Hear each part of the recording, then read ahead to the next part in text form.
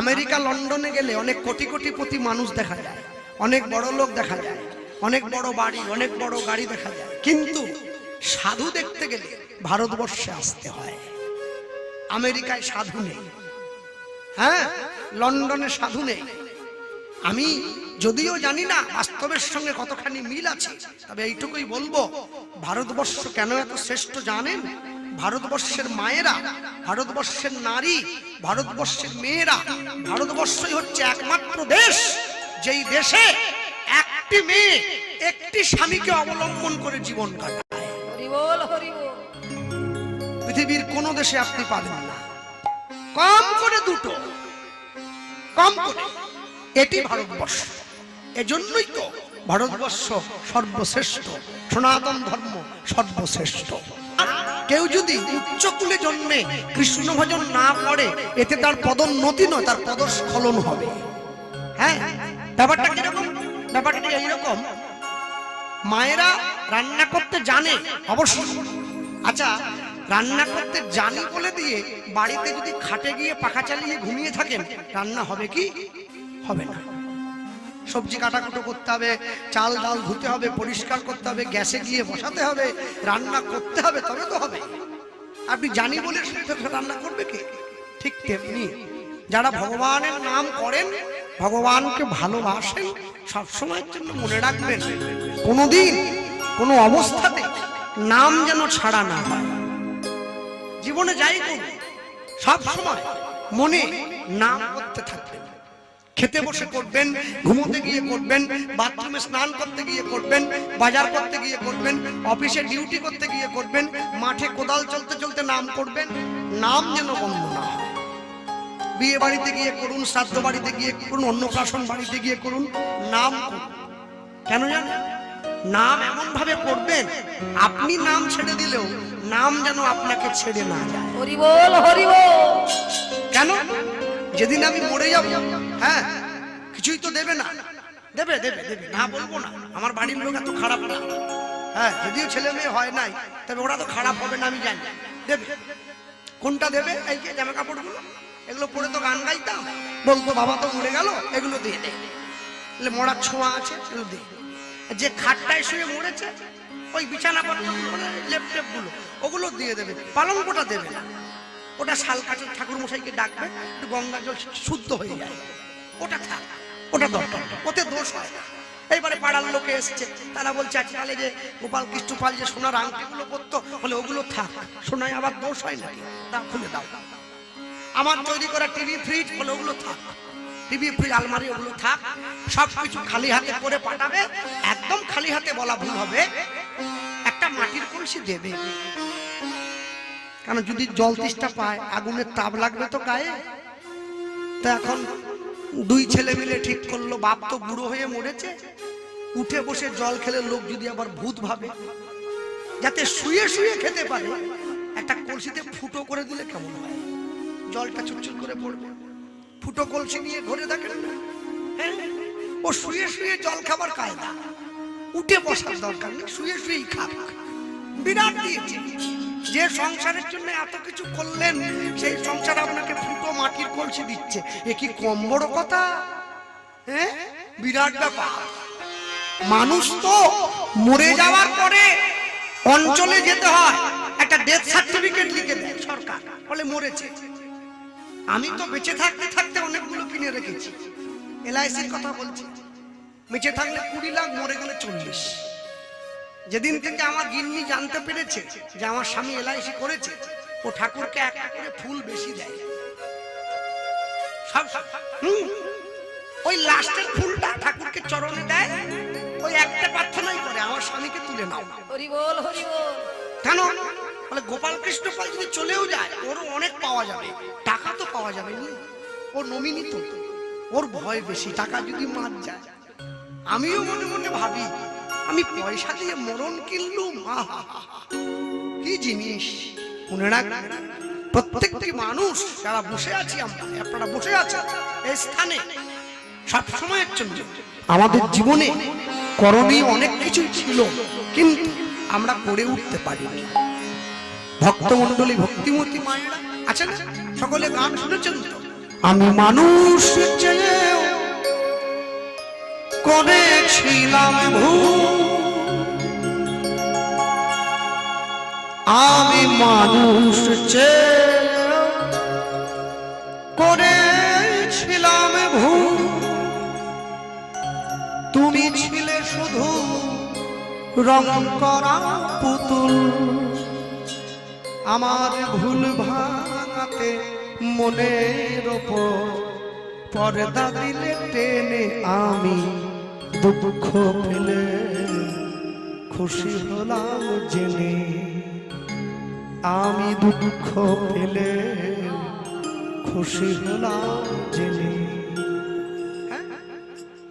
যেদিনকে আমি জানতে পারলাম যে মানুষের বেশে কিছু পুতুলের সঙ্গে আমার অভিনয় হলো এই সংসার মঞ্চে দাঁড়িয়ে, সেদিন আমি আমার ভুল ভাঙলো। কিন্তু ভাঙলে কি হবে, ততদিনে অনেক দেরি হয়ে গেছে। হরি বল, হরি বল। অনেক দেরি, তখন আর কিছু করার থাকবে না। হ্যাঁ, ভক্তমণ্ডলী মায়েরা, হরিসভায় বসে আমরা যারা বসে আছেন, জ্ঞানী গুণীজন, শ্রদ্ধেয় শতাবজ্ঞ এবং ভক্তিমতী মায়েরা, সকলের সম্মুখে দাঁড়িয়ে যে কথা বলার, ভগবানকে একনিষ্ঠ করে ভালোবেসেও ভগবানকে পাওয়ার জন্য কতটা কষ্ট করতে হয় আমরা সেই কথাই শুনছি। শুনুন, লটারির টিকিট সকলে কাটছে, টাকা পাওয়ার যোগ্যতা সকলের নেই। যে কোনো একজনা পাবে 1 কোটি। ভগবানকে সকলে ডাকছে, ভগবানকে পাওয়ার যোগ্যতা সকলের নেই। আপনি ডাকলেই তো হবে না, আগে দেখুন তার আপনাকে পছন্দ কিনা। আমি তাকে সারাদিন ডাকতে পারি, সে যদি আমাকে পছন্দ না করে, নাও তো করতে পারে। হ্যাঁ, আর যাতে ভগবানের পছন্দ হয় আমাকে, তার জন্য এই দামোদর মাসে সাধুগুরু বৈষ্ণব এত কষ্ট করছে। খাওয়া দাওয়া বন্ধ, তেল সাবান বন্ধ, আতবর্ণ পেয়ে সারাদিন একেবারে শুধু মালা নিয়ে হরে কৃষ্ণ কত কষ্ট করছে। কিন্তু ভগবানের পছন্দ হওয়া চাই। হরিসভায় বসে আমরা শুনছি আস্বাদিত গীতব্য লীলা মাধুর্য, পরম কৃষ্ণ অনুরাগী ছিল প্রেমানন্দের জীবনী কথা। আমি বলতে গিয়ে এইটুকুই বলবো, যারা বসে আছেন স্থানে, আপনারা সকলে একটা জায়গার নাম শুনেছেন, জায়গাটার নাম হচ্ছে কাশীধাম। কাশীতে কে আছে? দেবাদিদেব মহাদেব। এই কাশীধামে দেবাদিদেব মহাদেব যে রয়েছেন, এই কাশীতে একজন ব্রাহ্মণ পণ্ডিত ছিলেন, যে ব্রাহ্মণ পণ্ডিতের নাম ছিল হরিদাস। এই হরিদাসের ঘরে একটি মাত্র সন্তান ছিল, তার সন্তানের নাম হচ্ছে প্রেমানন্দ। 8 বছর বয়স ছেলেটার। বাবা গিয়ে ছেলেটার হাতটা ধরেছে, খোকা বলো বড় হয়ে কি হতে চাস? যখনই বাবা ছেলেকে প্রশ্ন করলো, ছেলে ঘুরে বাবাকে উত্তর দিচ্ছে, বাবা বড় হয়ে আমি না অনেক বড় পণ্ডিত হতে চাই, হরি বল, হরি বল। অনেক পড়াশোনা করব, অনেক জ্ঞান অর্জন করব, অনেক শিক্ষিত হব।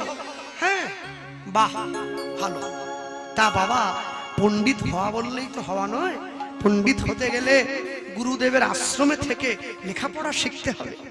ভক্তমণ্ডলী মায়েরা, আগেকার দিনে নিয়ম ছিল, ছেলে মেয়েরা বড় হলে গুরুদেবের আশ্রমে থেকে লেখাপড়া শিখত। হ্যাঁ, এখনো সরকারি স্কুল অনেক আছে। চিন্তা করে দেখবেন, সরকার এত বড় বড় হসপিটাল বানিয়েছে, কিন্তু সরকারের কোনো লোক যদি অসুস্থ হয়, সরকার তার নিজের লোকেদের চিকিৎসা সরকারি হসপিটালে করে না, অন্য কোনো ব্যক্তিগত নার্সিংহোমে নিয়ে যায়। সরকারি স্কুলে সরকারের নিজের লোকেদের ছেলে মেয়েরা পড়ে না, তারা প্রাইভেট স্কুলে পড়ে। কেন? যারা স্কুল বানিয়েছে তারাই জানে শিক্ষার কি অবস্থা। এখানে না পড়ানোই ভালো। হ্যাঁ, প্রেমানন্দের বাবা রামানন্দ স্বামী প্রেমানন্দকে আসতে, প্রেমানন্দের বাবা হরিদাস প্রেমানন্দকে বলছে, খোকা আমি তোকে বলি কি, শোন, গুরুদেবের আশ্রমে থেকে লেখাপড়া করতে হবে। আসতে, যারা ইতিহাস পড়েছেন আপনারা প্রত্যেকে জানেন, আগেকার দিনে মানুষের জীবনের 4টে ধাপ ছিল। কি কি? ব্রহ্মচর্য, গার্হস্থ, বানপ্রস্থ, সন্ন্যাস। 4টি ধাপ। কোথায় পড়তো? গুরুদেবের আশ্রমে। ব্রহ্মচর্য 10 বছর বয়স থেকে 25 বছর বয়স পর্যন্ত ব্রহ্মচর্য। হ্যাঁ, 25 থেকে 45 গার্হস্থ, 45 থেকে 55 বানপ্রস্থ, 55 পরে সন্ন্যাস। 10 থেকে 25 কি কাজ? ঊর্ধ্বলিঙ্গ ঊর্ধ্বজনী ঊর্ধ্বরতি হয়, ঊর্ধ্ব না হইলে জীবে যাবে জমালয়। পুরুষের লিঙ্গ হয় মস্তকের মণি, তা লইয়া খেলা করে দেবপদ্ম জনি। শ্রী রাধিকা হয় তার প্রেমের মহাজন, সেই মানুষের বাড়ে ওজন, তাকে বলে মহাজন। হরি বল হরি বল। সবকিছু ভেঙে বলতে পারবো না, যারা বোঝার তারা বুঝে নেন। 10 থেকে 25, 25 থেকে 45 গার্হস্থ্য, সংসারে ফিরে আসবে, বিবাহ করবে, নিজ স্ত্রীকে দিয়ে সন্তানের জন্ম দেবে, তুমি গুরু দীক্ষা নেবে, ভগবানের নাম গাইবে, ভবিষ্যতের জন্য সঞ্চয় করবে, সন্তানকে বড় করবে। 25 থেকে 45, 45 থেকে 55 বানপ্রস্থ, নখ বড় রাখবে, চুল বড় রাখবে, জল ছেঁকে খাবে, গুরুদেবের সঙ্গে যোগাযোগ রাখবে, নিজের স্ত্রীর সঙ্গে কম কথা বলবে। মেয়ে যদি উপযুক্ত বয়সের হয়ে যায়, মেয়ের সঙ্গে নির্জনে কথা বলবে না। 55 পরে সন্ন্যাস, সংসারের মায়া ত্যাগ করে তোমাকে চলে যেতে হবে ঈশ্বর ভজনের জন্য। ভক্তমণ্ডলী ভক্তিমতী মায়ের প্রেমানন্দ বাবার হাত ধরে গুরুদেবের আশ্রমে যাচ্ছে লেখাপড়া করবার জন্য। প্রেমানন্দের গুরুদেব ওই কাশীতেই রামানন্দ স্বামী নামে একজন ব্রাহ্মণ, তার কেউ নেই, ছোট একটি আশ্রম আছে, সেইখানে তিনি বিদ্যা দান করেন ছেলে মেয়েদের। প্রেমানন্দ গিয়ে গুরুদেবকে প্রণাম করছে, গুরুদেব আসবো, এসো। প্রেমানন্দ গিয়ে গুরুদেবের সম্মুখে বসে গুরুদেবকে চরণটা জড়িয়ে ধরেছে। বাহ, ভালো ছেলে, শিক্ষা আছে বলতে হবে। এইটুকু বয়স থেকে এত বাবা, এই কি বলছিস রে? বলিনি, এইবারে বলবো। করতালি দিয়া বলে, করতালি দিয়া বলে জয় গুরু জয়। তুমি মাতা, তুমি পিতা, তুমি সর্বময়। গুরুত্বনি হরিব পিতা তুমি সর্বময়। করতাল দিয়া বলে, করতাল দিয়া বলে জয় গুরু জয়। তুমি মাতা, তুমি পিতা, তুমি সর্বময়। তুমি মাতা, তুমি পিতা, তুমি সর্বময়। করতালি দিয়া বলে, করতাল দিয়া বলে। একটু হাত তোলা যায়? যে মায়েরা পিছন দিকে বসে আছেন তোলা যাবে? বাহ, একটু তালি দেওয়া যায় কি? করতালি দিয়া বলে, করতাল দিয়া বলে, করতালি দিয়া বলে জয় গুরু জয়। তুমি মাতা, তুমি পিতা, তুমি সর্বময়। তুমি মাতা, তুমি পিতা, তুমি সর্বময়। তুমি চন্দ্র, তুমি সূর্য,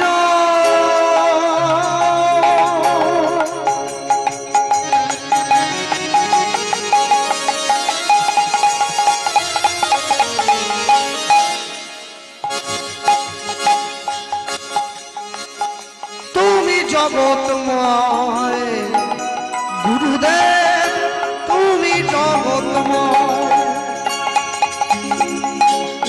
চন্দ্র তুমি সূর্য,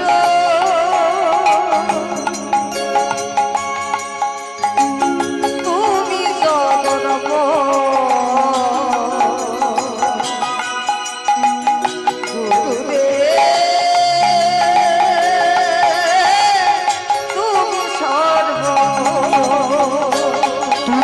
ভক্তি তুমি মুক্তি, ওই না তুমি ভক্তি, তুমি মুক্তি।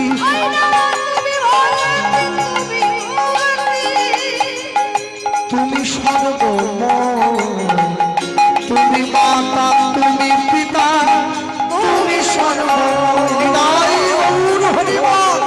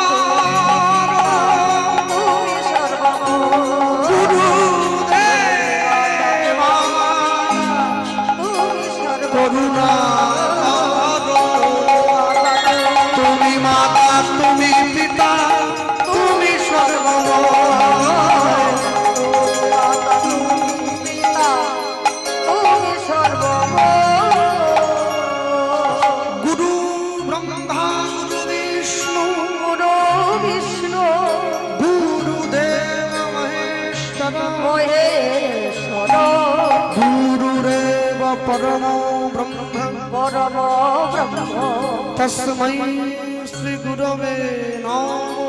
গুরবে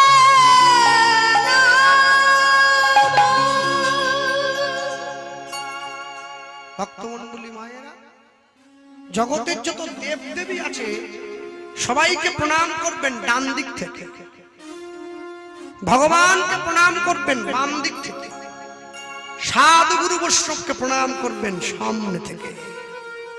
প্রেমানন্দ যেই গুরুদেবকে প্রণাম করেছে অমনি গুরুদেব প্রেমানন্দকে তুলে বুকের মাঝে জড়িয়ে ধরেছে। বাবা সত্যি করে বলতো, এইটুকু ছোট্ট ছেলে তুই এত ভালো ভালো কথাগুলো কোথার থেকে শিখলি? প্রেমানন্দ বলছে, গুরুদেব কেউ আমাকে শিখিয়ে দেয়নি। এই মিথ্যে নয়, মিথ্যে নয়, সত্যি বলো, সত্যি বলো, বলো, সত্যি বলো। হ্যাঁ গুরুদেব কেউ আমাকে শেখায়নি। কেউ যদি তোমাকে না শেখায় তুমি আমাকে বলো, এত ভালো ভালো কথাগুলো তুমি বললে কি করে আমার সামনে বসে? কেন আপনি কি জানেন না, যাহাকে দেখিলে মুখে আসে কৃষ্ণ নাম, জানিবে সেই বৈষ্ণব তাকে করিবে প্রণাম। তাই গৌর হরি বল হরি বল। তা আপনাকে দেখে আমার এত ভালো লেগেছে যে এত ভালো ভালো কথাগুলো আমার মন থেকে এমনি বেরিয়ে এলো। যেই এই কথা বলেছে বলার সঙ্গে সঙ্গে রামানন্দ স্বামী বলছে, তাহলে বাবা আমার আশ্রমে তুমি থাকবে? হ্যাঁ থাকবো। আচ্ছা আশ্রম কিন্তু বাড়ি নয় যে একদম হাতের উপরে বাবা মা এসে খাবার দেবে, সময়ে সময়ে তুমি ঘুমিয়ে যাবে, তোমাকে ডেকে তুলতে হবে। আশ্রমে কিন্তু ওগুলো হবে না।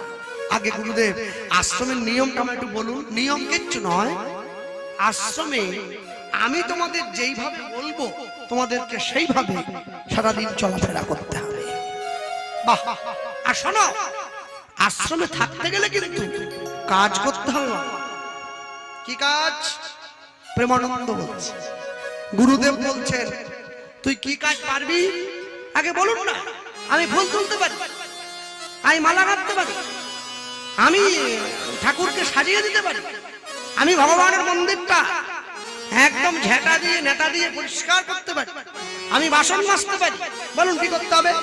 যে এ কথা বলেছে গুরুদেব বলছে এত কঠিন কঠিন কাজগুলো তোমায় করতে হবে না, সহজ দেখে একটা কাজ দিচ্ছি, করতে পারবি? কি কাজ বলুন গুরুদেব? এইটা ধর দেখিনি, এইটা ধর। প্রেমানন্দের হাতে রামানন্দ স্বামী একটা ভিক্ষার পুটুলি দিয়েছে, এইটা ধর। এটা নিয়ে কি করবো? আরে দাঁড়া বলি, ভিক্ষা করতে পারবি? ও এই কথা, এটা কোনো কাজ হলো? দেখ ভিক্ষার ঝুলিটা নিয়ে প্রেমানন্দ কাঁধের মধ্যে নিয়েই একেবারে বেরিয়ে, এদিকে ভিক্ষা করতে বলেছি বলেই একবারে ছুটে বেরিয়ে যাচ্ছিস? আমার আশ্রমে ভিক্ষা করবারও নিয়ম আছে। হ্যাঁ ভিক্ষার আমার নিয়ম হবে না? সব প্রত্যেক দিন 21টা করে বাড়িতে যাবি, প্রত্যেকটা বাড়ির থেকে এক মুঠো করে ভিক্ষা নিবি, একটু বেশিও না একটু কমও না।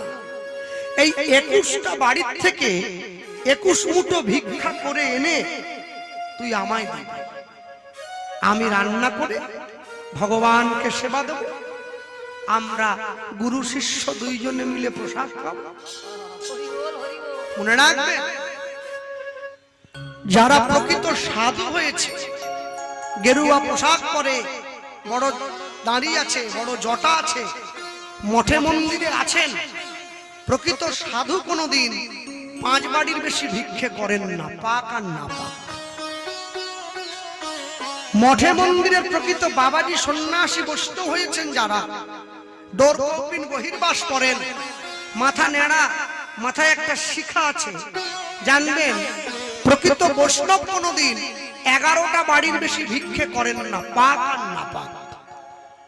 যারা সংসারে আছেন কিন্তু ভক্ত হয়েছেন, গোবিন্দকে দিয়ে তারপরে সেবা গ্রহণ করেন। প্রকৃত ভক্ত কোনোদিন 21টা বাড়ির বেশি ভিক্ষা করেন না, পাক আর না পাক। কিন্তু আমার মতো ভিখারি হরি বল হরি বল। আমি করি না, বলছি একদিনে 3 পালা গান হলো করতে চাই।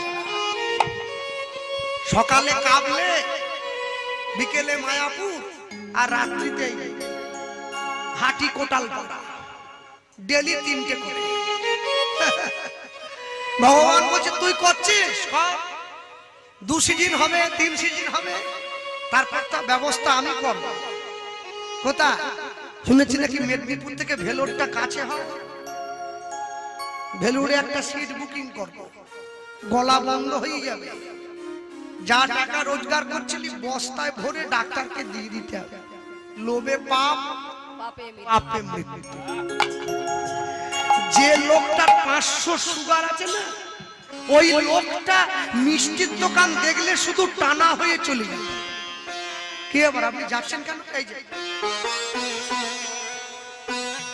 300 সুগার। আজকে আসার সঙ্গে সঙ্গে ওই দাদা ভাইদের বাড়িতে ভালো ভালো মিষ্টি দিয়েছে, প্রথম মনে মুড়ির আগে আর কি টপ টপ করে খাচ্ছে। তা আমি বললাম আপনার 300 সুগার আছে না? বলে না না সুগার থাক, এত ভালো মিষ্টি কি সবসময় পাওয়া যায়? হুগলির মিষ্টি। তা খাচ্ছেন কেন? বলে মিষ্টি আমাকে টানছে। হরি বল হরি বল। আরে মিষ্টি আপনাকে টানেনি, আপনার মরণ আপনাকে টানছে। আপনি খেলেই মরবেন, না খেয়ে কেউ মরে না, লোক খেয়েই মরে। মনে রাখবেন ভক্তমণ্ডলী, ভক্তিমতী মায়েরা ভিক্ষার ঝুলিটা নিয়ে প্রেমানন্দ ভিক্ষা করতে যাচ্ছে। মানুষকে জীবনে 2 বার ভিক্ষা করতে হয়। কখন বলুন তো? একবার নিজের মেয়ের বিয়ের সময়, আর আরেকবার বাবা মা মারা গেলে বাবা মায়ের শ্রাদ্ধের সময়। দাও কাগজটা। এইখানে একজন সম্মানীয় ব্যক্তি তিনি 2টি কথা আমার কাছে জানতে চেয়েছেন। আমি প্রশ্ন বলে বলবো না। তিনি লিখেছেন বাবা মা স্বর্গীয় হলে কেন গলায় কাছা দেওয়া হয়, মানে ধুতিটা যে পরা হয় ওর খুঁটটা কেন কাছায় গলায় দিয়ে দেওয়া হয়? এটা প্রথম প্রশ্ন করেছেন। আর দ্বিতীয় প্রশ্ন করেছেন পিতামাতা মারা গেলে কেন হব্বিষণ্ণ খেতে হয়। আমি এইখানে একটুখানি বলি, বাবা মা যাদের বাড়িতে আছে আরো 100 বছর বেঁচে থাক, যাদের নেই আমি তাদের জন্য 2টো কথা বলবো। প্রথম কথা, যেখানে বাবা মায়ের মৃত বাবা মায়ের ছবিটা লাগানো আছে দেওয়ালে, ওখানে কিন্তু খবরদার স্বর্গীয় বলে লিখবেন না, কোনদিন যেন লিখবেন না। স্বর্গীয়ও লিখবেন না, স্বর্গীয়াও লিখবেন না। কেন? স্বর্গ হচ্ছে হোটেল, টাকা দেবেন, হোটেলে থাকবেন, টাকা শেষ, আবার আপনাকে ঘুরে বাড়ি পাঠিয়ে দেবেন। মর্তধামে এসে, পৃথিবীতে এসে ভালো কর্মগুলো করলেন, যা যা কর্মফলের বোঝা হলো, ভালো কর্মগুলো নিয়ে স্বর্গে গেলেন, কর্ম শেষ, আবার আপনাকে পৃথিবীতে গরু ছাগল কুকুর বেড়াল হয়ে জন্ম নিতে হচ্ছে। তাই আমি স্বর্গীয় বলবো না, আমি বলবো গোবিন্দের চরণ প্রাপ্ত হয়েছেন যেখানে। কারণ যেখানে গেলে আর ফিরে আসার কোনো ভয় থাকে না। এইবারে আসুন, পিতামাতা মারা গেলে কেন গলায় কাছা নেওয়া হয়? এখানে একটু বলি, বাবা মা মারা গেলে কাছা যে নিচ্ছেন, এই কাছা নেওয়ার আগে 2টো কাপড়ের টুকরো পরতে হয়। একটা পরনে থাকে, একটা গায়ে থাকে। দেখবেন পিতামাতা মারা গেলে সেই কাপড়ের টুকরোগুলোই পরা হয় যাতে কোনো সেলাই থাকে না। মঠে মন্দিরে বড় বড় জায়গায় পুজো দিতে গেলে দেখবেন বিনা সেলাইয়ের কাপড় পরতে হয়। কদিন আগে ভারতবর্ষের প্রধানমন্ত্রী যে গিয়েছিলেন অমরনাথে পুজো দিতে, তিনিও 2টো কাপড়ের টুকরো পরেছেন। এটা মন্দিরের নিয়ম, সনাতন ধর্মের নিয়ম। আরো বলে দিই, মক্কা মদিনায় মুসলমানরা যে যায় হজ করতে, দেখবেন যখন হজে যায় মুসলমান বাড়ির লোকেরা, মুসলমানরা, ইসলাম ধর্মের মানুষ, তারা 2টো কাপড়ের টুকরো পরে, একটা নিচে একটা গায়ে চাদরের মতো। এবারে বুঝে নেন বাকিরা সকলে আমি কি বলতে চাইছি। কেন এই নিয়ম, কেন বলছেন? এটা সনাতন ধর্মের প্রাচীন রীতি। সনাতন ধর্মের যত দেবদেবীদের আপনারা দেখবেন বেশিরভাগ দেবদেবী তারা ধুতি পরে আছেন। রঙিন হতে পারে, ধুতি পরেছে। ধুতিতে কিন্তু সেলাই থাকে না। থাকে কি? এই যে কাপড়টা আমি পরেছি, সেলাই আছে। দেবদেবীদেরকে শ্রদ্ধা জানাবার জন্য সনাতন ধর্মের প্রধান আধার ভগবান শ্রীকৃষ্ণ, তিনিও ধুতি পরে আছেন। তাকে সম্মান জানাবার জন্য মানুষ এই বিনা সেলাই করা বস্ত্র পরিধান করে। কেন? আমরা সনাতন ধর্মের মানুষ, আমাদের পরম্পরা আছে। তাহলে পিতামাতা মারা গেলে কেন আমি গলায় কাছা দেই? পিতামাতা আমাকে পৃথিবীর আলো দেখিয়েছেন, আমার জীবনের প্রথম ঈশ্বর তারা। তাই তাদেরকে সম্মান জানাবার জন্য, তারা ঈশ্বরের থেকে কোনো অংশে কম নয়, তাদেরকে সম্মান জানাবার জন্য বিনা সেলাই করা কাপড় পরতে হয়, ধুতি এবং উত্তরীয়, যাতে সম্মানের জন্য মাথাটা উঁচু না হয়ে যায়, নতগামী হয়। তার জন্য গলায় একটা ছিলে দিয়ে রাখতে হয়, যাতে পিতামাতার প্রতি সন্তানের শ্রদ্ধা অক্ষুণ্ণ থাকতে পারে। তাই গৌর হরি বল, হরি বল। এই হচ্ছে প্রথম কথা। দ্বিতীয় কথা তিনি জানতে চেয়েছেন, পিতামাতা মারা গেলে হব্বিষান্ন করতে হয় কেন? এইবার একটু বলি। অনেকটা আমাকে জানতে চান, কৃষ্ণবাবু আপনি যে গোপাল কৃষ্ণ পাল নাম লিখেছেন কীর্তনের ঠিকানায়, আপনি কি কুমোর পাল? না, আমি কুমোর নই, আমরা হচ্ছে কায়স্থ পাল। আমাদের নিয়ম একটু কঠিন। কিরকম? এই যে বাবু হব্বিষান্ন লিখেছেন কথাটি, আমাদের বাড়িতে আমার বাবা যখন গত হয়েছিলেন হবিষান্ন আমাকেও করতে হয়েছে। তবে আমাদের হব্বিষান্নের নিয়ম কি? রান্নাটা যেখানে হবে কেউ যেন না দেখতে পায়। একটা মাটির পাত্র একবারই ব্যবহার হবে, দ্বিতীয়বার আর হবে না। এবং পুরোটাই আতপ চাল দিয়ে করতে হবে, কোনো সিদ্ধ চাল হবে না। কোনো বাড়িতে গ্যাসে বা উনুনে রান্না করা যাবে না, বাড়ির উঠোনে ইট পেতে বা উনুন তৈরি করে রান্না করতে হবে। প্রত্যেক দিন নতুন করে উনুন পাততে হবে। 4, সম্পূর্ণ রান্নাটা কাঠের জালে কুচিয়ে করতে হবে। 5, রান্নাটা যা দিয়ে নাড়া হবে ওটা অবশ্যই খেজুর গাছের ডাল হতে হবে। এটা আমাদের পক্ষেই নিয়ম আছে। আপনাদের কি আছে সেটা আমার জানা নেই, তবে আছে। এবং রান্না হয়ে যাওয়ার পরে সেদ্ধ গুলো তেল ঘি ব্যবহার করা যায় না, একটু কর্কশ লবণ বা সন্দক লবণ ছিটিয়ে সেইটা মেখে কলা পাতাতে করে পিতা মাতাকে যেইখানে আমরা শবদেহ দাহ করেছি সেই স্থানে দিয়ে সকলের অলক্ষ্যে তারপরে কথা না বলে সন্তানকে সেইটা গ্রহণ করতে হয়। একবারেই নিয়ে নিতে হবে, দ্বিতীয়বারে নিতে পারবেন না, কম পড়ুক আর বেশি হোক। তাহলে হব্বিষান্ন গ্রহণ করব কেন? আস্তে। এবারে হব্বিষান্ন কারা খায় জানেন? যারা সন্ন্যাস ব্রত ধারণ করে, সাধু। আপনাদের গ্রামে শিব পূজা হয় কিনা আমি জানি না, দেখবেন শিবরাত্রির সময় কিছু কিছু মানুষ থাকে যারা উত্তরীয় পরে গলায় চাবি দিয়ে, ওদেরকে ভক্তা বলা হয়। ওরা সাধু। হ্যাঁ, ওরা ওই সময় ঠিক যেইভাবে নিয়ম কানুন পালন করে, তেল সাবান মাখতে নেই, স্ত্রীর সঙ্গে থাকতে নেই, আলাদা মাটিতে খড়ের বিছানা পেতে শুতে হয়, এটা সাধুদের জীবন যাপন। পিতামাতা যে আমাকে জন্ম দিয়েছে তাদের জন্য আমি এই 15টা দিন এক মনোবাক্যে সংযম পালন করছি। সংযমে যাতে ব্যাঘাত না হয় তার জন্য আমার আহারের উপরে শুদ্ধিকরণ করা হয়েছে। শুদ্ধিকরণটা এটাই, আমি যদি সাত্ত্বিক আহার গ্রহণ করি আমার মনোভাবটাও সাত্ত্বিক থাকবে। হব্বিষান্ন সাত্ত্বিক, তাই পিতামাতাকে সম্মান দেওয়ার জন্য এই সাত্ত্বিক আহার গ্রহণের বিধি বলা হয়েছে। হরি বল, হরি